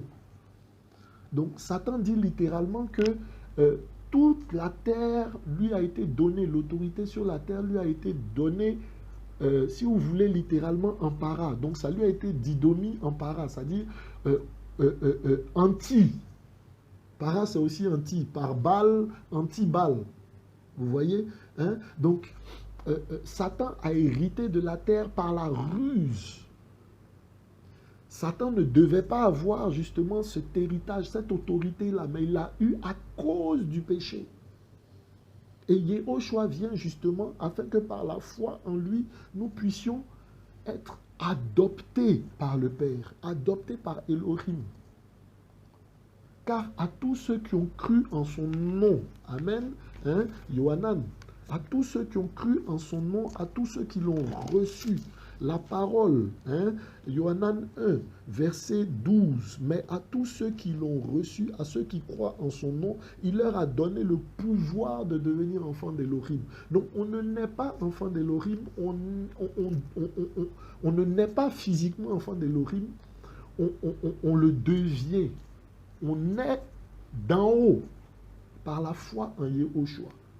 Selon l'entretien que le Seigneur a eu en Yohanan 2, justement, avec ce Nicodème, en Yohanan 3, pardon, avec ce Nicodème-là, Nicodémos. Amen. Voilà. Donc, lorsque nous naissons justement dans ce royaume-là, ce grand empire-là, justement, qui gère toutes les nations, le royaume de Satan, malheureusement. Et Yehoshua vient justement pour nous délivrer de l'emprise de ce royaume-là. Yehoshua, qu'est-ce qu'il fait? Refuse de se prosterner justement en adoration dans ce royaume-là. Amen. Voilà. Alors, lorsque, dans notre passage, hein, Daniel, qu'il est demandé justement à toutes les nations, à tous les peuples de se prosterner, voilà, ben, qu'est-ce qui est demandé? En fait, Satan ordonne, hein, puisque Nebuchadnezzar, on l'a vu, hein, est la représentation de Satan, est l'image de Satan. Hein. Satan, c'est qui? C'est l'anti-Machia, c'est l'antichrist. Voilà, c'est celui qui s'oppose. Hein. Son nom signifie adversaire. Satan signifie adversaire. C'est un mot hébreu, donc il s'oppose. Satan signifie adversaire. Diable signifie accusateur. Satan est celui qui s'oppose. Donc Nebuchadnezzar, en fait, est la représentation de Satan, celui qui a la domination sur les nations, qui a la domination sur tous les peuples, qui a la domination sur toutes les langues. Voilà ce que représente Satan. Et il convoque justement, il a à son service des satrapes, des préfets, des gouverneurs, des conseillers, les différentes autorités que nous avons dans les nations, les différents présidents que nous avons dans les nations, les personnes influentes que nous avons dans les nations, les trésoriers, c'est-à-dire les argentiers, les personnes qui ont les moyens financiers que nous avons dans les nations. Il utilise toutes ces personnes-là pour imprimer justement aux nations, au peuple de ces nations-là, sa volonté, sa décision. Donc des lois sont votées contre le peuple, afin que le peuple fasse quoi? Se prosterne devant la statue. Les gens qui ont les moyens influenceront justement afin que les peuples se prosternent vers la nature. Il leur est donné instruction. Hein? On a différentes couches. Hein? On a les gouverneurs, on a les jurisconsultes, donc le pouvoir juridique. On a les gouverneurs, les préfets, le pouvoir exécutif. Voilà, les conseillers aussi, les différents ministres, tout ça, voilà. Hein, voilà, le pouvoir législatif et toutes ces choses-là. Les pouvoirs financiers aussi, au travers des trésoriers. Satan utilisera ces différents moyens-là. On a même les gardes, hein, on va voir, parce que lorsque le peuple refuse, on dit qu'il y a des gardes. Donc on a le pouvoir aussi militaire qui est utilisé justement par Satan dans les nations pour asservir les peuples, pour les amener à faire quoi? Ben justement à se prosterner devant sa statue. Alors qu'est-ce que représente sa statue? Ben, on va le lire, on va prendre le livre d'Apocalypse. Hein? On va prendre le livre d'Apocalypse. Voilà. Pour voir comment les choses fonctionnent. Donc il y a Nebuchadnezzar d'un côté et en face de lui il y a la statue qui se tient. Hein? Donc on va prendre Apocalypse chapitre 13. Voilà. Apocalypse chapitre 13 à partir du verset 1. Et je me tins sur le sable de la mer, et je vis montant de la mer une bête, ayant 7 têtes et 10 cornes, et sur ses cornes 10 diadèmes, et sur ses têtes un nom de blasphème.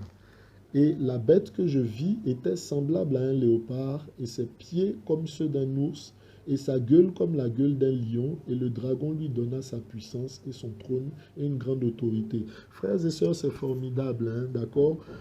Pour ceux qui n'ont pas encore vu cette bête-là, on a l'image de cette bête-là, justement, hein, cette bête-là qu'on voit à l'ONU, aujourd'hui qu'on appelle le gardien de la paix. Cette bête-là qui est décrite ici, hein, par Yohanan, hein, l'apôtre. Il dit, et la bête que je vis était semblable à un léopard, et ses pieds comme ceux d'un ours, et sa gueule comme la gueule d'un lion. Et le dragon lui donna sa puissance. Cette bête-là, c'est cette bête-là aussi que le Seigneur a révélé justement à Daniel, hein, qui représente ces différents 4 empires, là. Voilà, successifs. Hein. Le lion, justement, c'est la Grèce. Hein. On va revenir justement dans Daniel. Amen.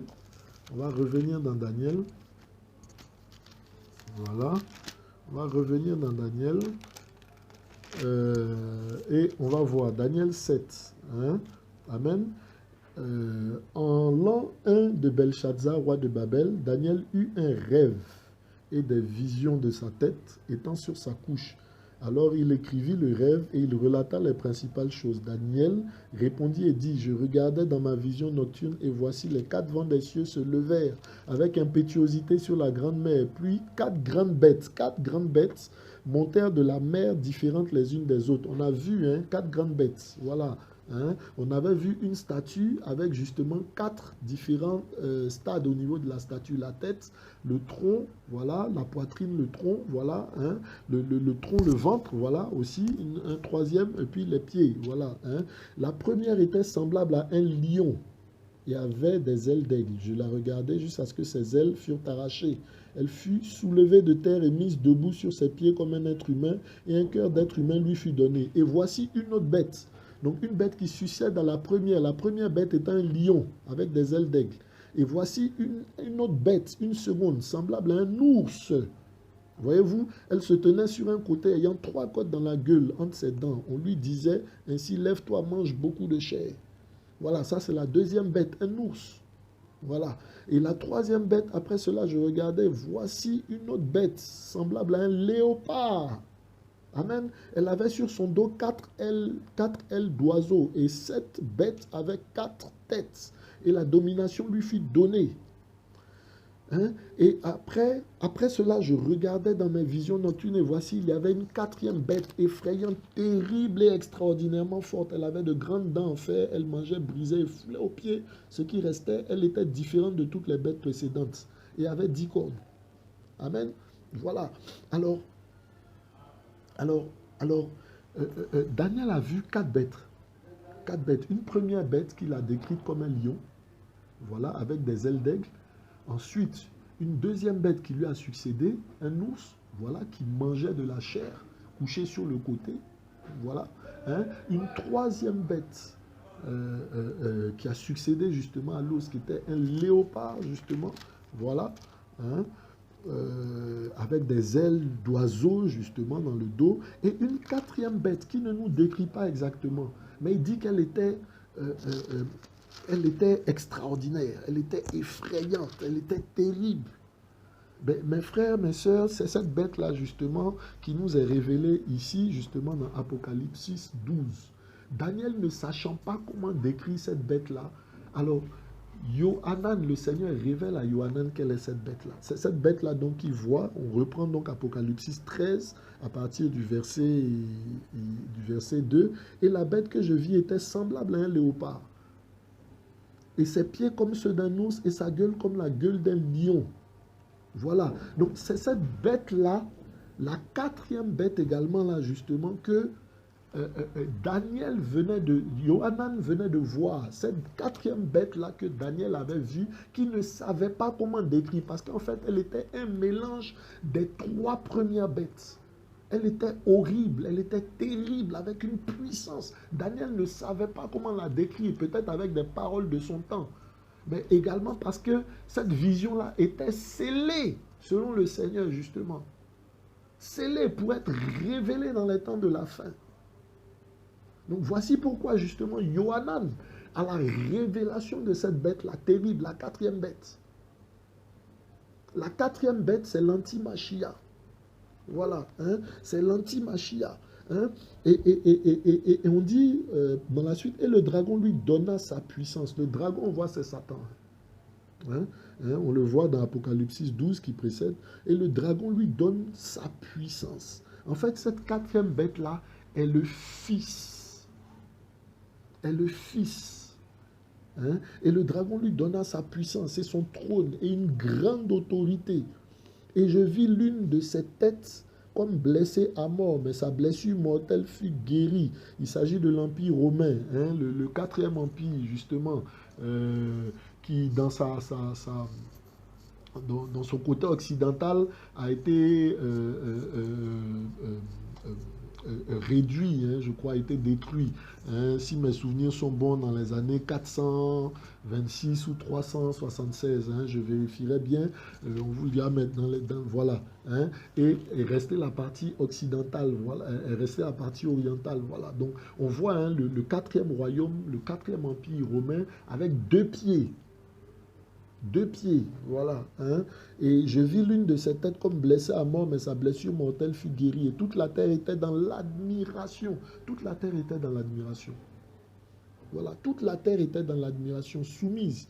Ils adoraient le dragon qui avait donné l'autorité à la bête. Ils adoraient la bête en disant, qui est semblable à la bête, qui peut combattre contre elle? Et il lui fut donné une bouche. Cette bouche proférait de grandes choses et des blasphèmes. Il lui fut donné aussi le pouvoir d'agir pendant 42 mois. Et elle ouvrit sa bouche pour blasphémer contre Elohim, pour blasphémer son nom, son tabernacle et ceux qui dressent leur tente dans le ciel.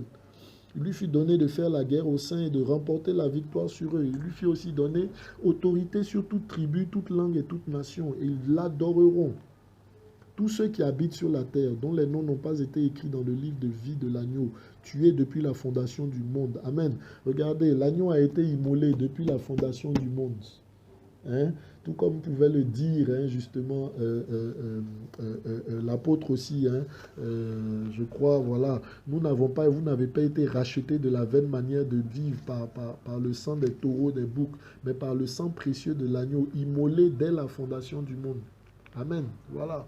Donc, l'agneau a été immolé dès la fondation du monde. Il ne s'agit pas d'une fête aujourd'hui et tout ça. Voilà, cette œuvre-là était accomplie d'avance. Amen. Hein, pour notre salut, pour notre délivrance, afin que nous soyons sauvés. Amen. Voilà.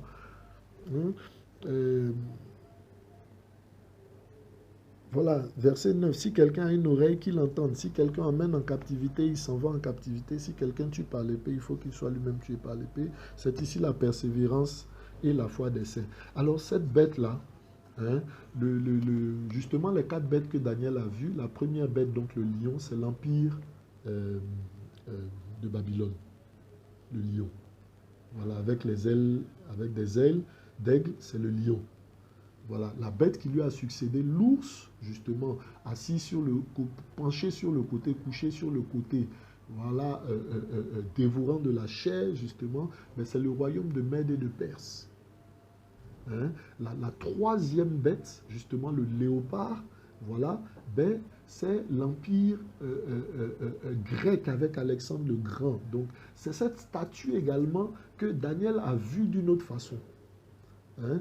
Et Yohanan, justement, nous donne, justement, et la quatrième bête donc, que Daniel a vue, ne sachant pas la décrire, ne pouvant pas, parce que la révélation était scellée. Pour nous, pour les temps de la fin, ben, Yohanan voit la quatrième bête, c'est-à-dire la dernière bête, il la voit, c'est l'antimachia, qui est un mélange, justement, elle est terrible, c'est un mélange, justement, de toutes ces bêtes-là. C'est un mélange de l'ours, du lion, du léopard, hein, comme on le voit ici. Et on dit que le dragon lui donne toute sa puissance. Le dragon, c'est Satan. Le dragon confère toute sa puissance, toute son autorité, justement, à l'anti-machia. Bien aimé, il y a quelqu'un qui vient, qui est déjà là, qui est préparé pour diriger le monde, pour diriger les nations. Tout comme on parle de Yehoshua comme étant le fils d'Elohim. Mais de cette même façon, la bête, l'anti-machia, est le fils de Satan. Est le fils dans le sens où il lui confère toute son autorité, toute sa puissance, toute sa domination sur les nations. Il lui confère tout ce qui est en lui.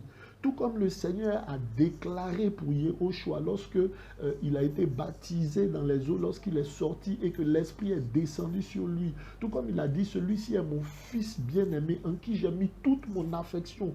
De la même façon, cet anti-machia-là, mais de la même façon contraire, de la même façon opposée, cet anti-machia-là recevra toute la puissance, toute l'affection de Satan, si je peux dire les choses ainsi. Toute sa confiance, tout ce que Satan a, il le mettra en lui. Donc voilà, Nebuchadnezzar est la représentation dans ce texte de Daniel 3 là, de cet anti-machia là qui règne sur les mondes.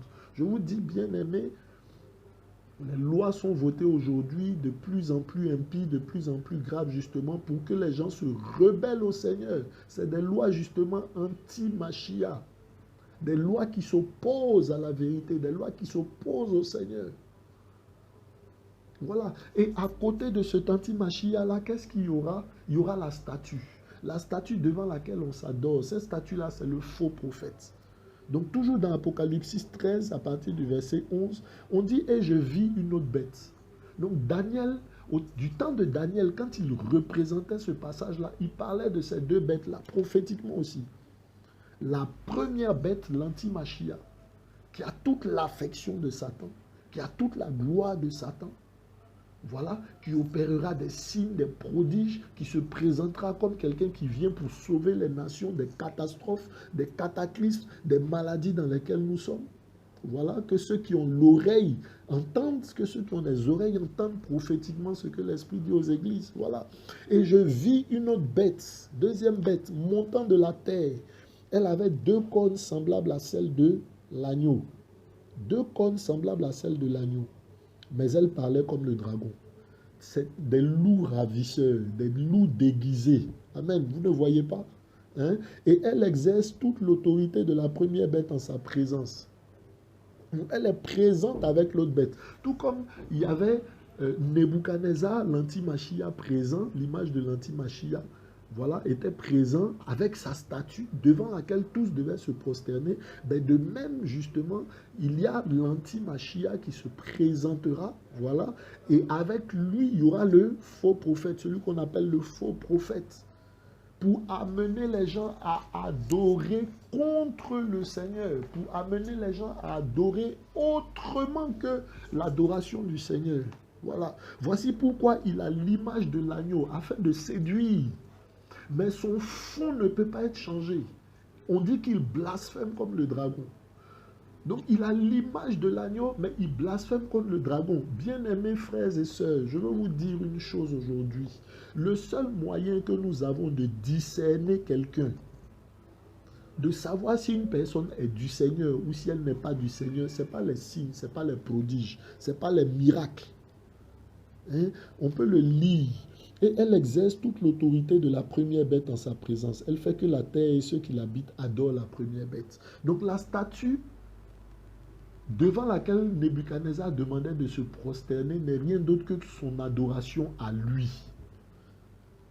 La statue, c'est Nebuchadnezzar, c'est le faux prophète, c'est l'image spirituelle de l'anti-machia, de Satan.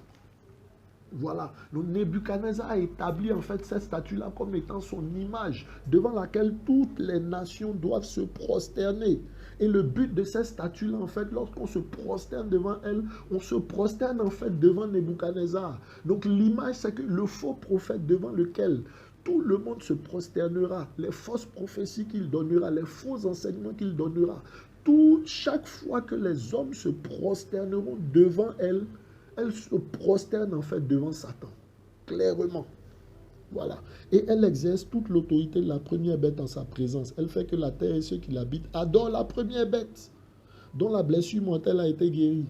Et elle produit de grands signes, même jusqu'à faire descendre le feu du ciel sur la terre devant les humains. Et elle égare ceux qui habitent sur la terre à cause des signes qu'il lui a été donné de produire devant la bête, en disant à ceux qui habitent sur la terre de faire une image de la bête qui a été blessée par l'épée et qui a repris vie.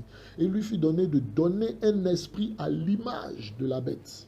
Donner un esprit à l'image de la bête, afin que l'image de la bête parle et qu'elle fasse que tous ceux qui n'adoreraient pas l'image de la bête soient mis à mort. Et elle a fait qu'à tous, petits et grands, riches et pauvres, libres et esclaves, il soit donné une marque sur leur main droite ou sur leur front, et que personne ne puisse acheter ou vendre, excepté celui qui a la marque ou le nom de la bête, ou le nombre de son nom. Ici est la sagesse, que celui qui a de l'intelligence compte le nombre de la bête, car c'est un nombre humain, et son nombre est 666. Amen. Alors voyez, il y a à côté justement de la bête de l'anti-machia et le faux prophète. Et le faux prophète, justement, lorsqu'on adore, lorsqu'on pratique ce qu'il nous dit, voilà comme le dit ce passage, on adore en fait l'anti-machia. Voilà. Hein? Et ce faux prophète-là manifestera des signes. Donc je le disais tantôt, frères et sœurs, ce n'est pas par les signes, par les prodiges, par les miracles que l'on reconnaît que quelqu'un vient du Seigneur. C'est par la parole qui est conforme justement à celle de l'agneau. Parce qu'on dit que cette deuxième bête-là avait l'image, l'aspect de l'agneau, mais elle blasphémait comme le dragon. Mais elle fait des signes, elle fait des prodiges. Donc ceux qui s'attachent aux signes, aux prodiges, pour dire que telle chose vient du Seigneur, telle personne vient du Seigneur, c'est faux, mon frère et ma soeur. Satan fait des prodiges. Voilà. Hein? Voilà. Et on veut bénir le Seigneur vraiment pour ces choses-là. Voilà, qui nous donne l'intelligence, qui nous donne la sagesse, qui nous donne de comprendre encore sa parole au nom de Yehoshua. Voilà. Merci Seigneur, encore au nom de Yehoshua, que ton nom soit béni, Père. Vous voyez, pendant que nous partageons ce message-là, ben, voilà, nous sommes dans la période de fête de décembre. Et voyez, hein, on est en plein travail, en plein site de travail. Regardez, je ne sais pas si vous entendez, parce que j'ai fait exprès de mettre des écouteurs pour atténuer les sons, mais il y a de la musique partout. Voilà. Et que l'on vient d'augmenter pendant que nous parlons de l'anti-machia et de la bête. Voilà, je prie, Seigneur, que ces choses-là ne nous dérangent pas, ne nous distraient pas au nom de Yehoshua. Donc, vous voyez cette image-là que nous présente le livre de Daniel 3, c'est-à-dire Nebuchadnezzar, le grand roi des nations, qui impose à tout le monde, justement, au son de la trompette, de se soumettre à la bête, de se prosterner devant la statue. Ben, on a l'explication dans le livre de Yohanan. La première bête étant l'anti-machia, la deuxième bête étant le faux prophète. Donc voilà ce qui s'est passé justement au temps de Daniel. Et on demandait justement à toutes les nations au son de la trompette de se prosterner. On a vu que la trompette induisait une adoration. Voilà. Aujourd'hui, nous avons quoi comme son de trompette pour finir? Voilà. Le décor étant bien planté, voilà, nous avons quoi comme son de trompette? On a vu que la trompette incluait une adoration. Ben, nous avons plusieurs sons de trompette, tout comme il y avait plusieurs types d'instruments justement dans le passage de Daniel. Hein? On voit la corne, on voit la cornemuse, on voit la cithare, on voit toutes ces choses-là, voilà, dans Daniel 3, différents instruments, voilà, la lyre et tout ça. Ben, les instruments qui nous induisent en adoration, il peut y avoir les fêtes. Voilà, nous aurons un partage également sur justement le temps, sur le calendrier, justement pour aller dans les détails. Mais voilà, il y a les fêtes païennes, les fêtes du monde, que les enfants du Seigneur, ceux qui sont appelés à servir le Seigneur, se mettent aussi à fêter. Donc ils se prosternent devant la statue, devant le faux prophète.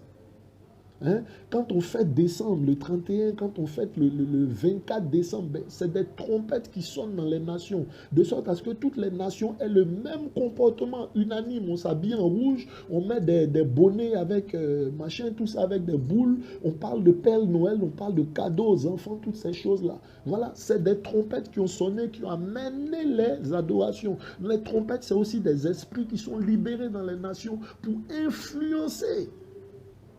Vous voyez, hein, on utilise la corne. La corne, justement, c'était effectivement une corne de bête dans laquelle on faisait des trous, justement, pour que quand on y souffle, il y ait un son, justement, suffisamment fort pour alerter, pour avertir, pour amener les uns les autres à avoir un certain comportement. Mais la corne également était là où on conservait l'huile avec lequel, justement, on noignait.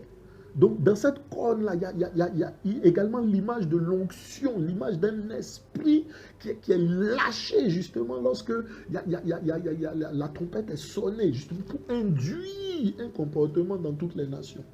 Et on le voit, ça dit pendant la fête, ça dit à partir du 24, les gens sont dans l'effervescence. Décembre, à partir du 23, du 20, du 21, c'est fini, il y a une effervescence, il n'y a plus de boulot, plus personne ne travaille. Voilà, personne ne s'en plaint parce que c'est exactement, justement, le son de trompette qui est donné, qui attend cette adoration-là de la part des nations. On voit, hein, j'ai cette image-là de Père Noël musulman en train de prier. Voilà, donc ça dépasse les religions, les clivages des religions. C'est les nations, justement, qui sont ordonnées, hein, de prier, d'adorer de la façon dont le roi des nations, justement, a donné instruction de faire. Amen.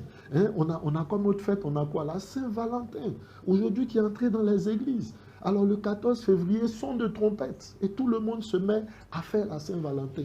Peu importe où l'on soit, où l'on est.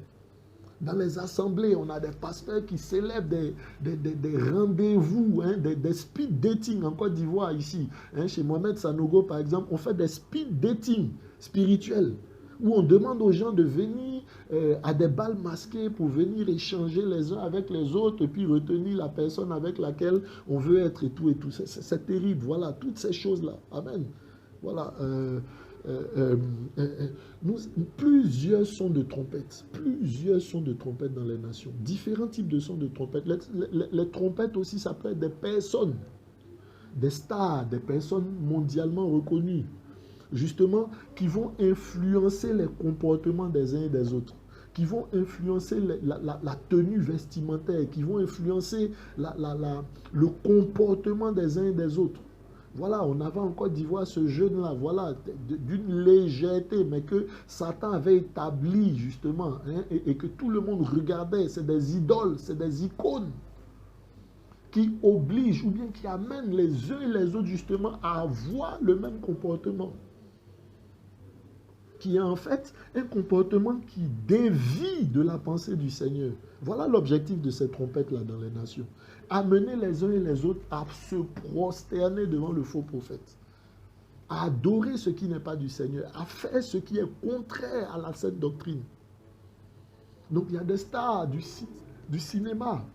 De plus en plus, ces personnes-là sont dans l'homosexualité, dans des comportements de déviation. Et toutes les personnes qui les ont envie de faire comme elles, mais justement, elles sont utilisées par Satan, par l'antimachia, justement, pour que les gens soient conduits dans le péché, soient conduits dans l'iniquité.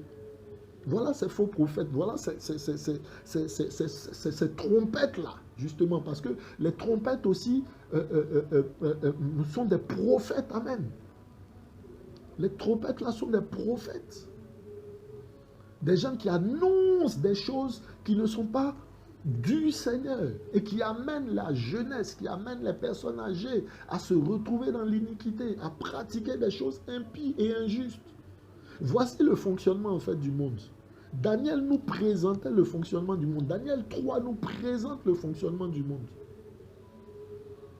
Alors devant ce que cette trompette-là proclame, que ce soit juridiquement, que ce soit légalement, que ce soit au travers des différents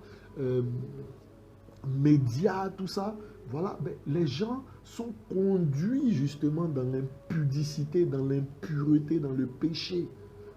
Les gens sont conduits justement à se prosterner devant le mal et à pratiquer ce qui est du mal. Se prosterner, c'est accepter. Et la Bible dit que celui qui est dominé par le péché est esclave du péché. Se prosterner, c'est se faire esclave de quelque chose. Donc tous ceux qui se font esclaves justement de ces choses-là, de ces pensées, de ces paroles qui sont véhiculées justement dans les nations par le prince des nations, représenté ici dans ce texte de Daniel par Nebuchadnezzar, voilà, se prosternent devant la statue. Voilà. Hein? Et voilà, nous voulons vraiment nous encourager les uns et les autres dans ces temps de la fin à discerner exactement comment les nations fonctionnent. Moi, je prie que le Seigneur ouvre nos yeux Voilà, aujourd'hui, nous avons dans les nations une instruction qui est donnée. Voilà, tout le monde se plie, cache-nez, tout le monde, allez, confinement, tout le monde, allez, confiner. Voilà, voilà un peu dans quoi le monde est en train d'être conduit. Amen. Voilà, et nous prions que les yeux des uns et des autres puissent s'ouvrir. Mon frère, ma soeur, que nos yeux puissent s'ouvrir. Amen. Voilà, nous aurions pu continuer. Amen. Voilà, mais nous voulons bénir le Seigneur et nous croyons justement que beaucoup a été dit et que nous nous sommes compris. Amen. Voilà. Que le Seigneur nous ouvre les yeux encore, qu'il nous instruise encore, Père, dans le nom de Yehoshua. Seigneur, merci pour ta parole. Merci pour cette instruction. Nous te prions de nous donner, de nous apprendre à marcher. Amen. On voit justement qu'est-ce que le Seigneur a fait dans les livres de Lucas 4 et de Matthieu 4. Il a refusé de se prosterner. Voilà. Qu'est-ce que Daniel, qu'est-ce que voilà, les compagnons de Daniel, Shadrach, Azaria, Shanania et Michaël, qu'est-ce qu'ils ont fait? Ils ont refusé également de se prosterner devant la statue, devant le faux prophète, devant celui qui nous inspire ces fêtes-là. Voilà, païennes, qui les dépose dans l'église. Voilà, aujourd'hui on est à la veille du 24, on est le 23 décembre, on va voir beaucoup d'assemblées où les gens vont courir justement pour aller célébrer soi-disant la naissance du Seigneur, ce qui est archi faux. C'est une trompette. C'est une trompette. On verra le 1er, le 31, les gens vont aller encore là, saluer, se faire les vœux, tout ça. Trompette. Ça dit unanimement, toutes les nations, peu importe les langues, peu importe les religions, tout le monde se plie au même comportement. Voilà, c'est la religion mondiale. C'est la religion de l'homme impie. Et tout le monde, tous ceux-là, je vous dis, frères et sœurs, vous qui vous présentez, vous pratiquez ces choses-là, vous êtes en train de vous inscrire justement comme fidèle, comme membre de la religion mondiale. La religion de l'homme impie, avec son faux prophète, qui parle, qui demande au son des trompettes à toutes les nations de se prosterner devant l'anti-Machia, devant Satan, qui est la représentation de Nebuchadnezzar dans ce passage-là. Bien-aimés, je prie que nos yeux s'ouvrent, que notre entendement s'ouvre, que nous comprenions réellement la vérité et la parole du Seigneur, et que nous sachions comment marcher. Je prie que nous soyons dépouillés de ces choses-là, que nous soyons animés de la vérité, de la force, de l'amour du Seigneur pour résister et pour refuser la compromission. Voilà. Shanania, Azaria, Michaël avaient toutes les raisons de se compromettre humainement. Ils étaient esclaves, ils étaient déportés et ils avaient été établis, ennoblis justement par Nebuchadnezzar. Mais ils ont refusé malgré tout. Ils ont gardé la loi du Seigneur. Ils ont gardé la pensée du Seigneur. Ils n'ont pas fonctionné comme le monde fonctionne. Ils ont refusé de se soumettre, de se prosterner. Mon bien-aimé, toi aussi, tu dois refuser, tout comme le Seigneur lui-même a refusé.